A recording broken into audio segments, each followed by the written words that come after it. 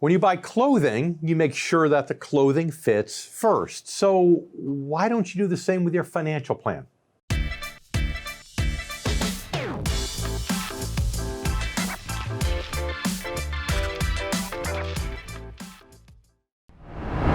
Hello everyone, I'm David Scranton, and thanks for clicking on today's video. As I've said many times, in my experience, shifting your investment focus from growth to income should be done in the years just before retirement, specifically within the 10 years before retirement. And that advice makes sense for most people. But how do you know if an income strategy is really right for you? Well, today we'll share some tips to help you make that determination. Specifically, we'll cover the basic objectives of investing for income, how those objectives fit the retirement goals of most Americans, who the exceptions might be, and 4 questions to help you decide if investing for income is right for you. So let's start with the basics. The income model in general is designed to achieve 2 primary objectives that become increasingly important as you near retirement. And they are dependable income and asset preservation. And why are these objectives so important?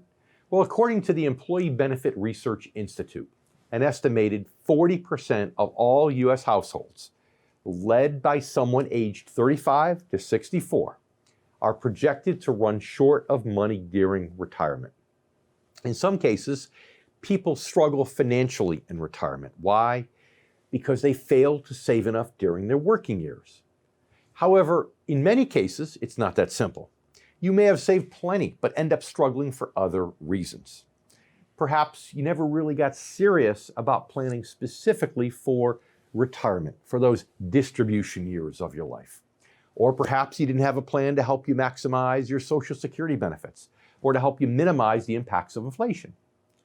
Or maybe you have the same issue with taking your RMDs, required minimum distributions.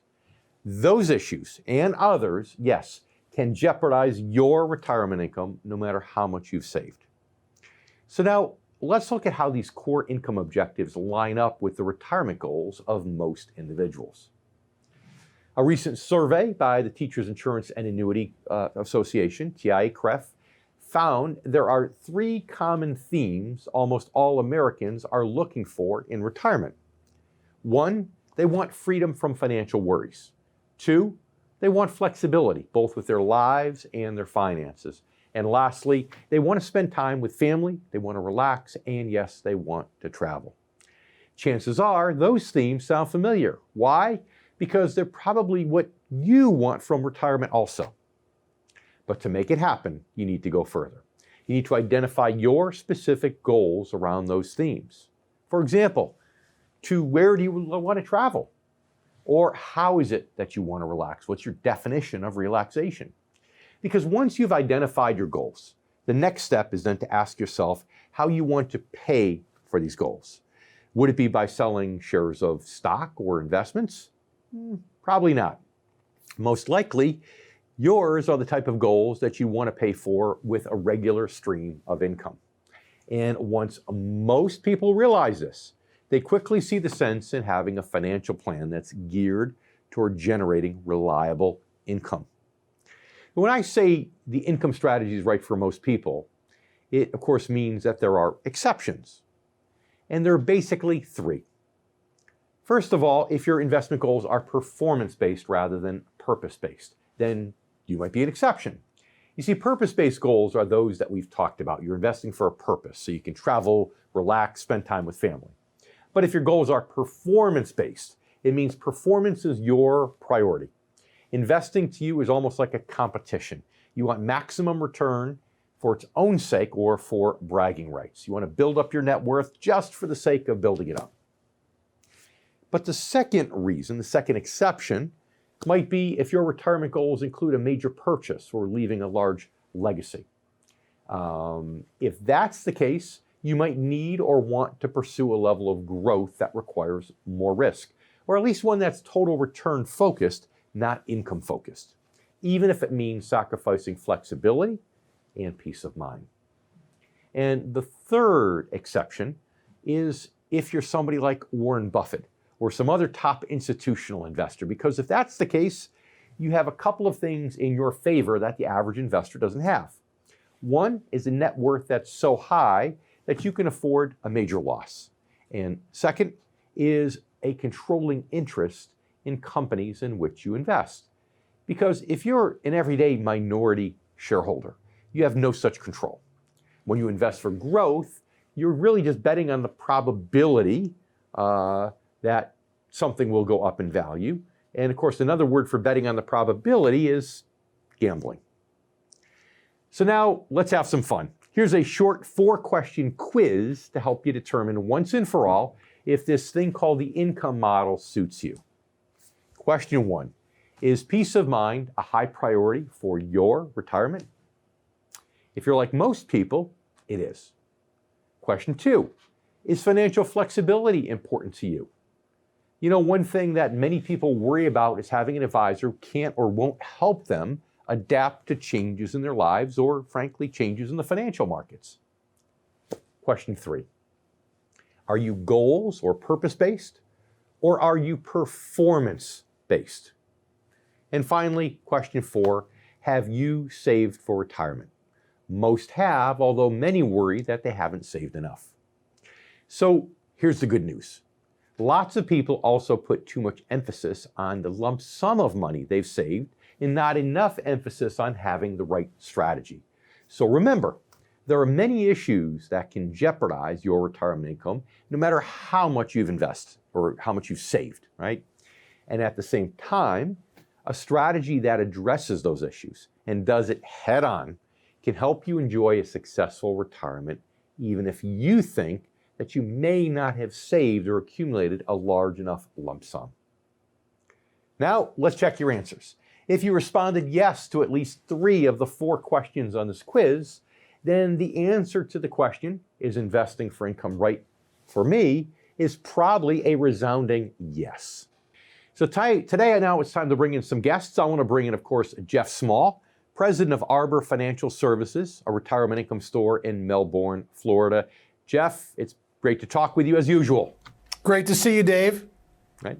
And we also want to bring in, Jeff, today's special guest, and that's Peter Schiff. He's the chief economist and global strategist of Euro-Pacific Capital, a division of Alliance Global Partners. Peter, thanks for being back with us on The Income Generation. Oh, thanks for having me back on. Peter, I've seen you in the airwaves a lot lately, and the last time you were on the show, you and I had a pretty spirited debate on the causes of inflation, but I think in retrospect, we were probably both right. But the next question is, we've got high inflation, we don't really know what the real numbers are, but in your estimation, do you think it's going to be more transitory, or are we in a permanent phase of accelerated inflation? Where do you think we're going? Well, I'm certainly in the permanent camp. The forces that are underlying these trends are actually going to intensify. So as bad as inflation is in 2021, it's likely to get a lot worse in 2022, and then worse still in 2023. So we're going to be living with inflation for a long time in the United States, increasingly higher levels of inflation. And since the Fed is going to do nothing to put out the fire, in fact, everything the Fed does is going to make the fire burn hotter.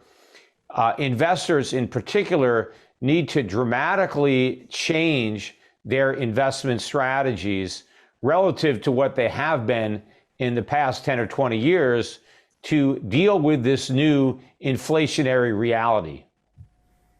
All right, those are great points, and that kind of leads us into the next question, Peter. We're getting a lot of questions from folks in the income generation, our viewers and listeners that are saying, why don't I own gold in my portfolio right now? Because if we're going into an inflationary environment, and the paradox is gold isn't increasing, but inflation is. So can you shed some light on that? Well, remember, gold is a reflection, too, of the expectations that investors have for inflation in the future. And so if most people think that the current inflation is transitory, they don't see a need to hedge it by buying gold.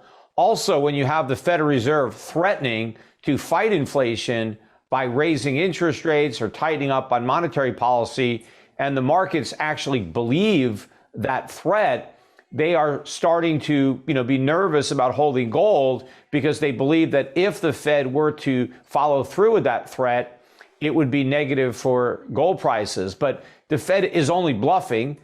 They have no intention or even a real ability to fight inflation in any politically acceptable manner, because the only way to do that would be to send the economy not only into a depression, but you'd crash the stock market, crash the bond market, crash the real estate market, and force the U.S. government to dramatically reduce government spending. I mean, it wouldn't be a question of should we have this new stimulus plan. It would be what prior programs are we going to eliminate or cut back because we can't afford them if the Fed is raising interest rates and no longer monetizing the debt. So I don't see that as an option. So I think once investors realize that inflation is not only here to stay, but that it's going to get much, much worse, and there's nothing the Fed is going to do about it, you're going to see a meteoric rise in the price of gold.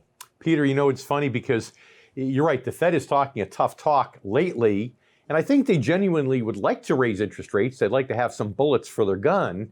But what we're seeing today seems to be inflation more from a supply issue than even a demand issue. So it's almost like stagflation. And I'd like to get your thoughts on that, because if it is, they can't raise interest rates without sending us into a deflationary spiral. Right. I mean, but that doesn't mean they shouldn't. They should raise rates anyway, even though it's going to crash the economy. The problem is the economy is so vulnerable to a crash now because of the mistakes the Fed has made in the past. It's keeping interest rates artificially low for so long. That is the reason the underlying economy is now so vulnerable to the rate hikes that would be necessary to actually fight inflation. But yes, I believe that it is stagflation. The U.S. economy is going to get much weaker. In fact, we may even have a contraction in the third quarter. The latest numbers from the Atlanta Fed was a 0.5% gain, but we just got the trade deficit numbers out this morning. I think it was September's number, just a shockingly bad number. I mean, not only was it a new all-time record high, something like $95 billion in merchandise trade deficit in 1 month. It just completely destroyed the prior record, which was set just last month, which was about $88 billion. So we're way above estimates, all-time record high. This is a big subtraction from Q3 GDP. So we'll see if it takes enough away from GDP to actually tip the quarter into contraction. But more importantly than that, the size, the enormity of this trade deficit really evidences the fundamental weakness of the U.S. economy, because we cannot produce the things that we consume. We are completely reliant on the rest of the world to supply American consumers with the goods that we don't have the capability of producing ourselves because the economy is too weak structurally. All we do is borrow and spend, and we rely on the rest of the world to save and produce. And this is going to come to an end. I think a dollar crash is coming. And when that happens, that's really going to accelerate the pressures on consumer prices, the upward pressures on prices. Okay, so if I were to play devil's advocate, I'd say a lot of the Western world is really not in a much better position than we are. So that brings up the question as to how does this whole thing end? Normally when you start to get the printing of money and the creation of this inflation, as we've seen just recently, it does cause a crash of a currency if it's only in one country. But it's in other countries. Hold on a second. Hold on a second, Dave. The money printing can't stop, and I'm sure Peter will agree with this, because now it's a doctored economy, but permanently doctored. I call it the Frankenstein economy. Peter, what are your thoughts? Well, yeah, hey, look, it's like a drug addict. If you're addicted to drugs, you can't stop taking the drugs. But that doesn't mean you shouldn't quit. It just means that when you do quit, you're going to go through withdrawal.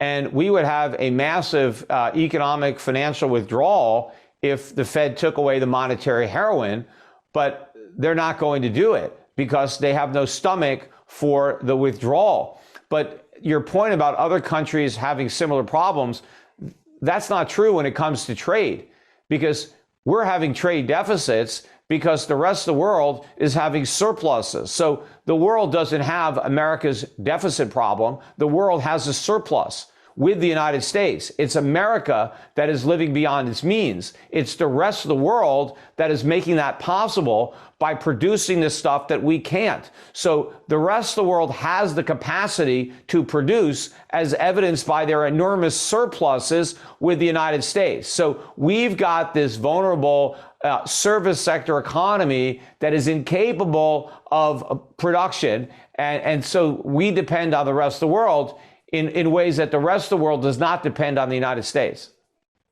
But from just a GNP, real quick, because I know we've got to wrap up, but the international equivalent, the foreign equivalent in most of the Western countries of GNP, the GDP, they're not doing much better from that perspective than we are. So I get the trade deficit issue, but how does that play in? Doesn't that put them back in the same camp that we are? A lot of these Western You world have countries? to look at what is driving our GDP and whether or not it's sustainable.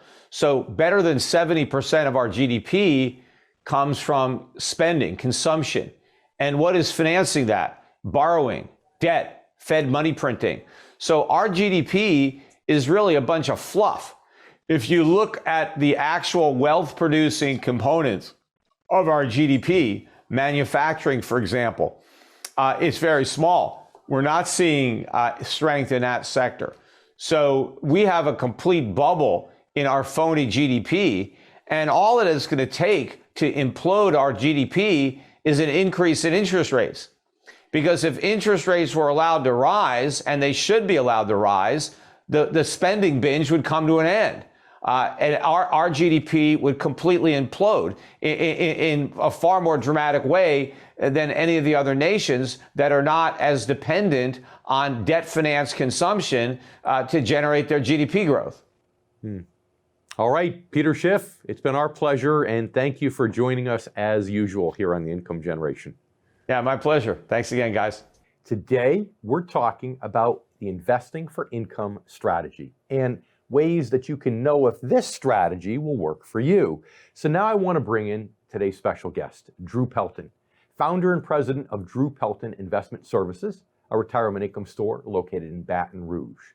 Drew has more than 30 years of experience helping folks plan and save for retirement. And he's also the host of the Retirement Income Show right in Baton Rouge. Drew, I see you got your radio mic there. You're loaded for bear. You're ready to go. It's great to have you here with us. I'm loaded for bear, Dave, and thanks for having me. As always, I appreciate it. So, Drew, tell me what are some of the most common misconceptions you find that people have? Maybe prospective clients that come in your office that talk to you, or people who call in for your radio show. What are some of the most common misconceptions they might have about investing for income? The biggest misconception is that they can, I believe, that they can, and that I see, that they can get income, that they can generate income, predictable, reliable income out of a capital gains, capital appreciation strategy where they're primarily invested in the stock market. And as we know, the market's been up for well over a year since with COVID-19 and started going back up. So people start thinking, oh, I'll be okay because I've got a rate of return that's really decent, maybe even 10% or greater. And then they say, oh, I can take income, I can take the money off the top. The problem is they're not prepared, not just if, but when the market corrects at some point in the future. And they're not utilizing an income strategy that would come from yields and dividends, yields being dividends and or interest that comes from any kind of security that would generate that, which takes professional money management to get that job done. Yeah, so essentially they're trying to engineer income by converting growth to income, which, as you said, doesn't always work. But it's kind of ironic, isn't it? Because most of the time, isn't it true that most people's retirement goals tend to be geared around things for which they need income to accomplish? That's the crazy thing. I say on my radio show all the time, or even in a presentation, a webinar or a public presentation, what's it about? It's about income, income, income. The name of my radio show is Retirement Income. What do you need in retirement? You need income. Most people do not want to invade their principal or spend down their principal during their retirement, because then they end up running out of money, which is one of the biggest fears that people have in retirement, is running out of money. Mm. So is that why you always say on your show that investing for income is one of the major keys to reducing people's financial stress during retirement? Unquestionably, because when people are depleting their assets or their principal because they're trying to, as you said, engineer income out of a capital gains, capital growth type of a strategy, and they're seeing their assets deplete, that puts a lot of stress on people. If they see that their principal is stable or even growing organically, because maybe the dividends and the interest and yields that they're taking are less than what they need. In other words, their income requirement is less than the dividends and the yields they're earning. So there's going to be some organic growth. That brings freedom. The opposite of stress to me is comfort and confidence. That's what you want in retirement. Yeah. You want to be comfortable and confident. Yep, well said. Now, some people do have lump sum goals. I don't know what it is. I think it's because of COVID. But in the last month, I've recently talked to 3 clients who've gone out and purchased RVs. So they got a little bit of this live for today philosophy. But, what other examples do you have of some lump sum expenditure goals that people are going to have once they retire? And how often? Do you see that often, or is that really something that's very infrequent? I don't see that often. I mean, every investor is different, and it depends on the amount of capital that you have. I believe that mostly people are thinking about bigger purchases, and one example might be a retirement home. Let's say, for us, we're in Baton Rouge, Louisiana. A lot of people in Baton Rouge or Louisiana like to go to Florida, maybe Pensacola as an example, whatever it is, and they may want to get a second home, and that might be the big expense, and that's part of their retirement lifestyle. But overall, I find that most people are trying to preserve their asset, and they don't want to make big purchases because they're concerned about the future. Okay. Now, we talk about how engineering income from growth is bad. But engineering growth organically through income, through the reinvestment of income, is not so bad. It actually can be a very good, very predictable thing. So how often do you find that people truly understand that? Generally speaking, I find that people are very, very naive when it comes to understanding the necessity or just the basics of investing for income. Most people are programmed by Wall Street, programmed by the voice of the stockbroker that says, you've got to be all in all the time. And the way you get income, the way you get growth is by being in the stock market. And they suggest that, over time, you're going to get greater growth being in the stock market. And people do not realize that if you're invested with the right firm, as our fiduciary firm, Sound Income Strategies, then they're going to have the opportunity for much higher yields, again, dividends and interest, that are going to generate the kinds of returns on that, or the kinds of, I'll call that the percentage gains, whether it's 5-6%, I'll say between 4 and 6%, that could be your organic growth on a more stable type of an investment, bond and bond-like types of instruments. Sure. So bottom line, what would you say is the main benefit for those folks retired or approaching retirement? The main benefit of investing for income? Well, I'll go back to a qualitative answer where I said they get the comfort and confidence. And they get the comfort and confidence because the quantitative picture is stronger, because they have stability of principal and they have more dependable income. And when people know that, that's where they get the stress reducer or the comfort and confidence. Sure. I mean, essentially, it's, the interest and dividends become a renewable resource so people can spend it every year with a clear conscience and not have the stress of thinking, gosh, I'm taking money out of principal. Am I really going to have enough to last? So, Drew Pelton, it's been our pleasure as usual. Thanks so much for being with us on the show. Thank you, Dave. It's always a pleasure. Thanks for taking the time to watch today's video. Is investing for income right for me? If you enjoyed the video, please click the thumbs up button, give us a like, and make sure that you subscribe to our YouTube channel for new content each and every week.